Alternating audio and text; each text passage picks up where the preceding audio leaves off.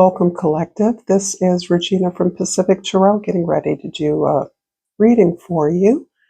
This is as moved by Spirit. The new moon in Gemini has occurred yesterday, and it is stimulating a lot of memories of the past and a lot about lessons learned. So this feels very appropriate. In my premeditation that I received a vision of a sword, and the sword was a sword of justice, and on the handle were, rather than inscriptions, a pair of eyes looking out, and the sword was held up towards the heavens. So this is feeling like in a time for many of you around justice, finding balance. For many, it's about balance between the past, the present, as you prepare to move into the future. For others, it is about balance in the various exchanges in your life, making things equitable, making things fair, making things benefit both parties or all parties involved. So I pulled for this reading the archetypes, the shapeshifter. I think it's interesting that it is number 15, the card in the tarot of the devil, which is also the card often associated with Capricorns. And so for Capricorn energy, it exists in everyone's chart, whether you have a sun or a significant placement in Capricorn or not. It adheres to the 10th house or wherever Capricorn is on the wheel of your horoscope. This is the way you are seen by others, the way you identify yourself socially, your contribution in the world, the way you feel moved to give, to enjoin, participate in the community. So I'm going to read from the guidebook in order to get as much out of this as I can. Some of the other names for the shapeshifter are the trickster, the elusive, and the formless. The shapeshifter has a love of theater, games, and trickery. Its energy appears as one thing only to reveal a more complex story below the surface. The shapeshifter is within all of us to some degree. It's a side of ourselves that's slippery, non-committal, and experimental, and longs to dismiss the rules. You need its energy to adapt to the ever-changing landscape of our existence. When the shapeshifter card appears, it's important to imagine you are looking at life through a kaleidoscope rather than a single focus lens. And at any moment, the scene may change, revealing a more enchanting vision than you imagine. Be wary, though, as the allure of the kaleidoscope can leave you exhausted and yearning for solid ground. Dancing long-term with the shapeshifter requires a central pillar of integrity that links us back to our center. The ultimate shapeshifter works undercover in service of the greater good. The diminished shapeshifter becomes a people pleaser.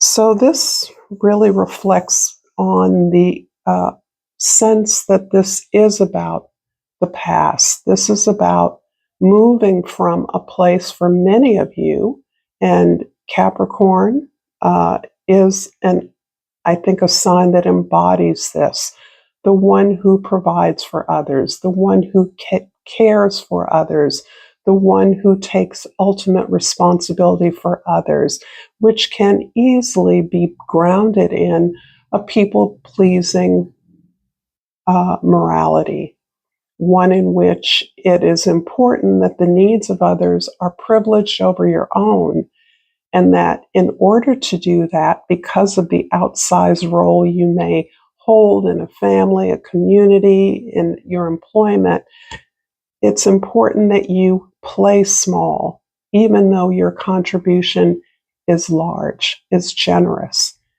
is outsized. So I think this idea of playing small is part of what you are relinquishing, understanding that better.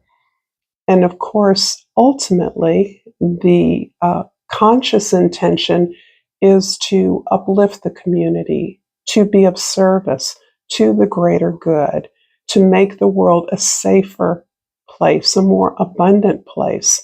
And this is something that you're understanding in, I believe, new terms. It may not be in the way that you once understood your possible assistance in helping others, helping them to see what is truly good for the community as well as all the members of that community.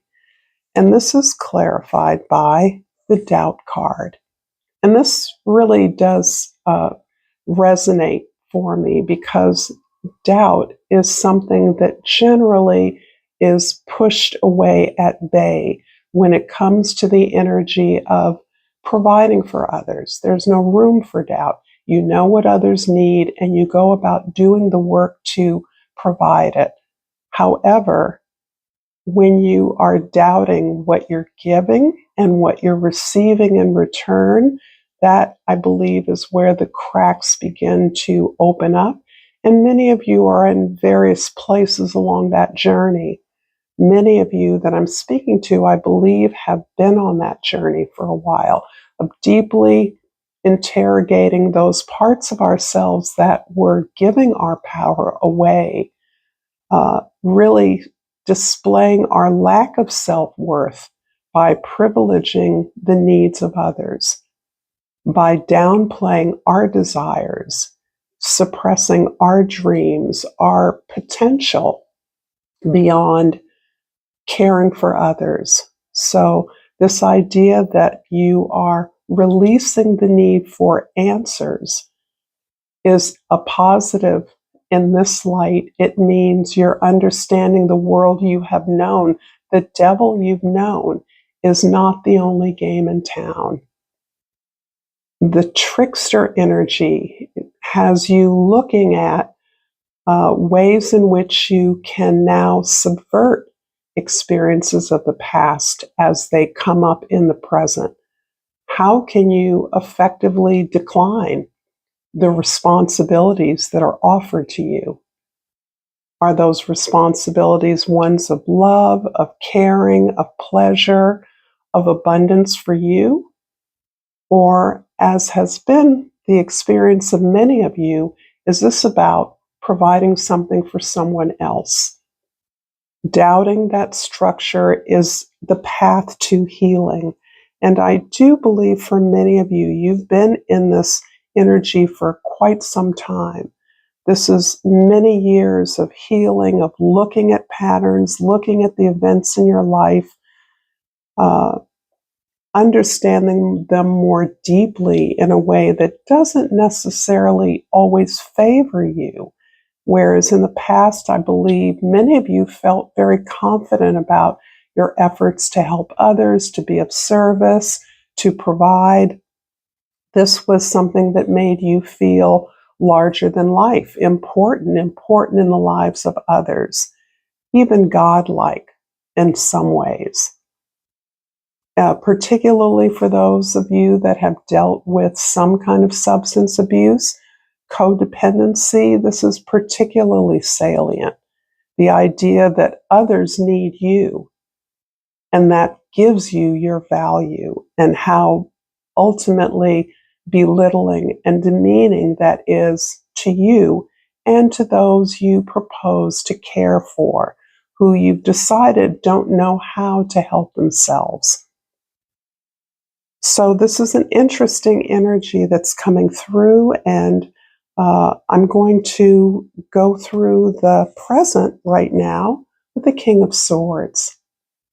The King of Swords is our friend because there's the sword that I was seeing in my meditation. This is a sword that looks to the divine, looks to a place of beneficence, for inspiration, for guidance, for clarity. And I believe that the energy of this healing process you've been on for a while has surrendered to this awareness that the key is illumination. The key to that illumination, or the task that that illumination requires, is clearing the path. So this new moon energy is occurring in a different way than it often does occur.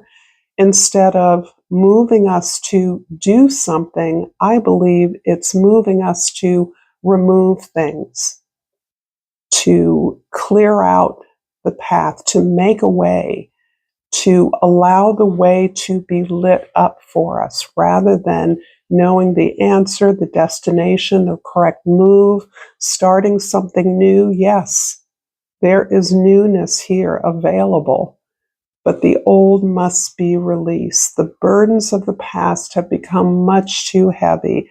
They've become too limiting, and that has inclined you to move into the trickster energy, the shape-shifting energy. Not that that is a negative thing. It's simply you're looking at how to bend the rules, how to approach something that you had believed was not for you. And you're now realizing that whatever you want is for you.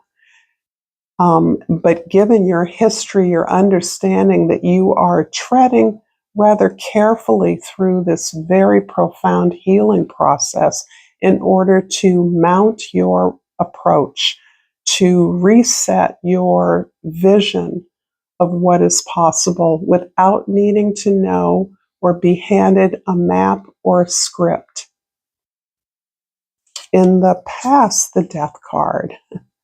Yeah, for many of you, this feels like this transformation you're experiencing has long moved to the place of a rebirth. And this is all about setting things up for that rebirth.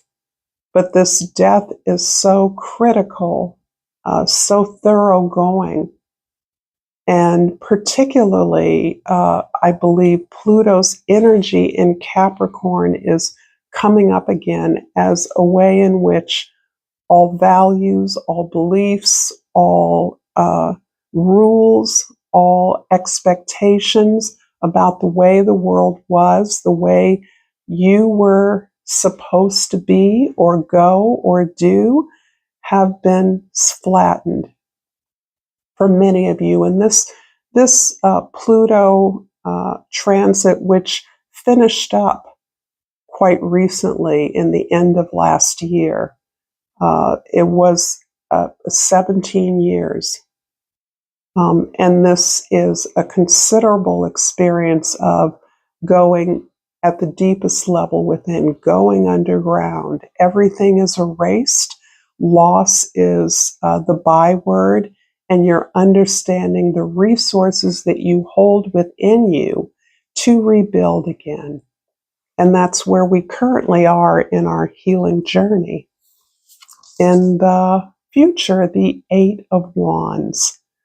This is all about unleashing the variety of destinations, activities, goals, travel, allowing yourself to grow in ways that you have determined are the best for you.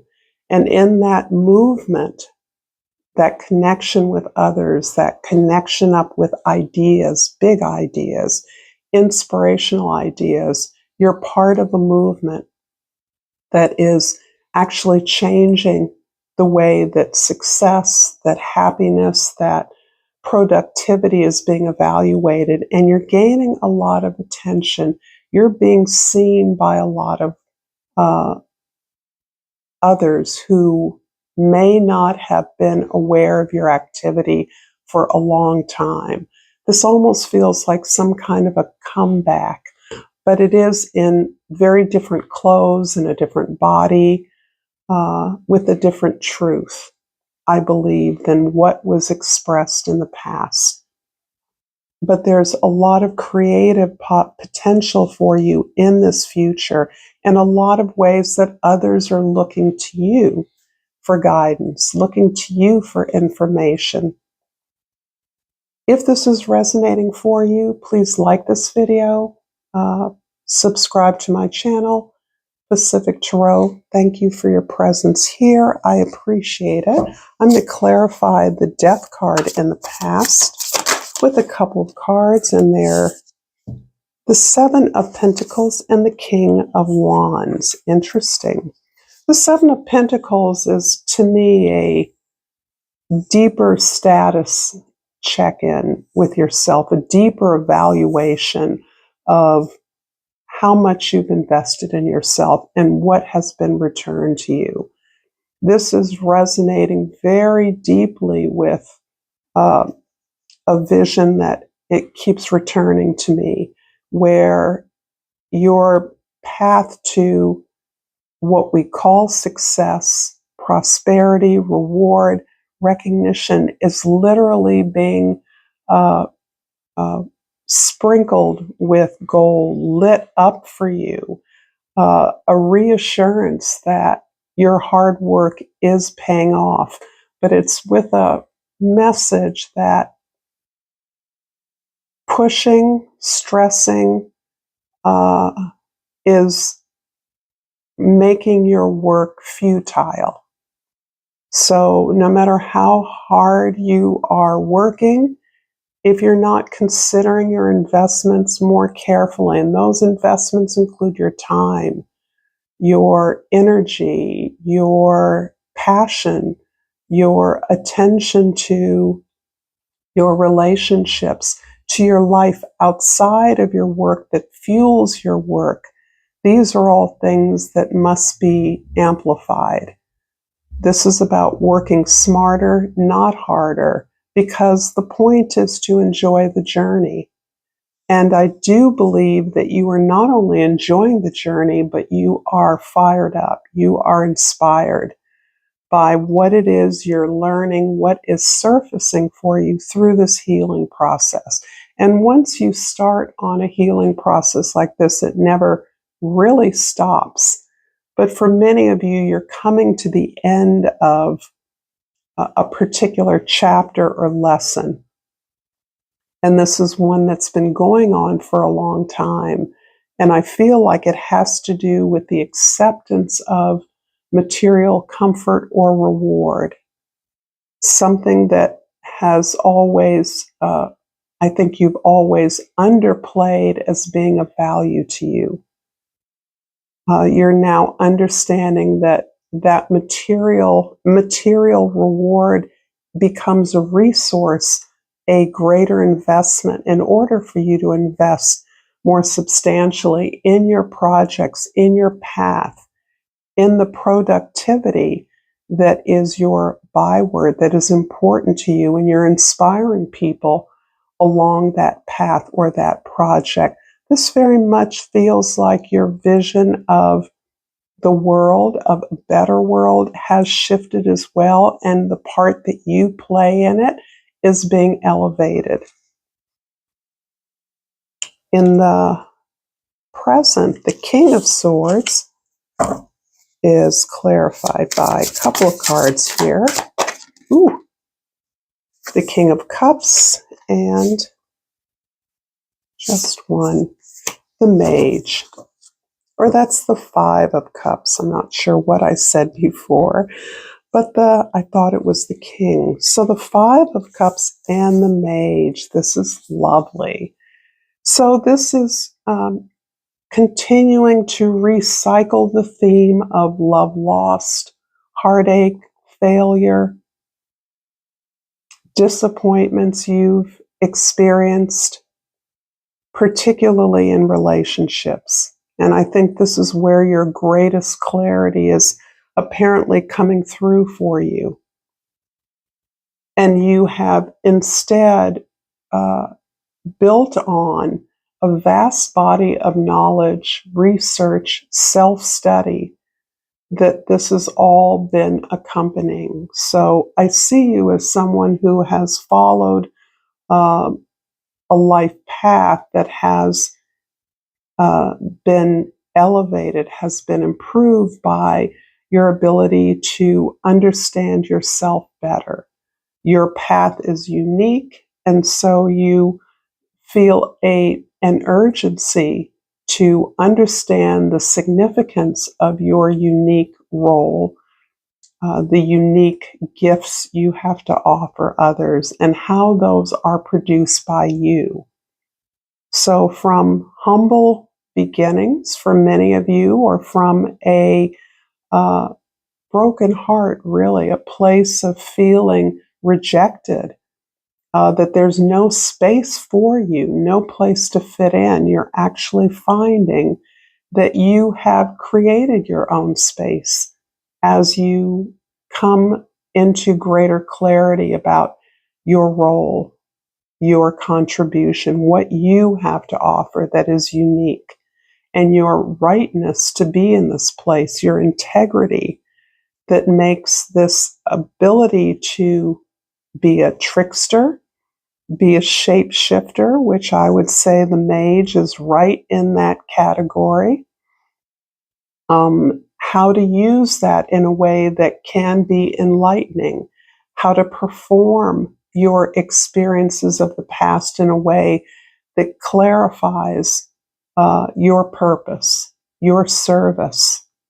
And I think this is important because you're stimulating or encouraging more and more others that you encounter to look at the greater impact that each and every one of us has on our worlds, our communities, and how important that improved world begin within us. So the key to making a stronger relationship with the self, a greater connection to your higher self, which includes the part of you that dreams, the part of you that has potential, that reaches for that North Star. And in the future, the Eight of Wands is clarified by, a bunch flipped. So the Six of Cups seems relevant, as does the Three of Wands. Yeah, okay. So this is speaking about reestablishing the way that you connect with your soul bonds, your soul passions, those things that have ultimate significance to you, people, activities, opportunities. It's as though you're setting up a way to return to some ancient knowledge that you are reviving, that you are looking at anew, that you're understanding differently than you perhaps did in the past. This is re-evaluating a talent or a gift that you have on the basis of the pleasure it gives you.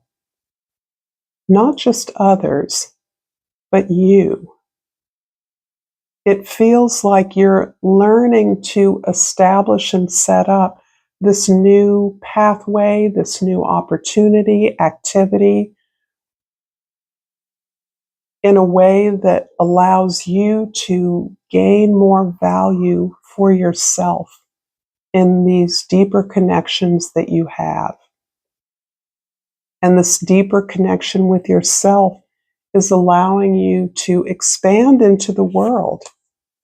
You're traveling, you're moving, you're making connections beyond your comfort zone so that you can understand better the application of your deepest talents and gifts, your desire for service to others, your understanding that you can be of as much, if not more, service in unfamiliar places with unfamiliar communities in a way that allows and privileges your growth, your expansion. So this feels like an incredibly exciting growth opportunity that you're staging for yourself now. And I will, as I so often do, finish up this reading with a Language of Flowers card, and I pulled the azalea, and the key word is temperance. Find balance and be centered. And this takes us right back to the Temperance card, number 14, and the Major Arcana is before the Devil card, number 15. This is about our greater healing on the inside. This is about finding peace. This is about abstaining from the kinds of activities that kind of got us into this mess. And I'm thinking specifically about relationships, sexual activity, giving away your power in a way that led to ultimately rejection for many of you. And I feel many of you are experiencing rejection, not just from your relationships, but from past experiences that ultimately seem to put you outside of something you wanted to be a part of, in the middle of.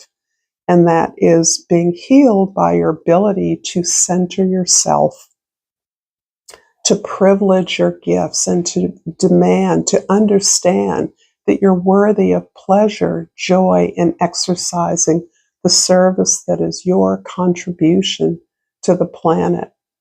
So thank you for this beautiful reading. Until next time, namaste.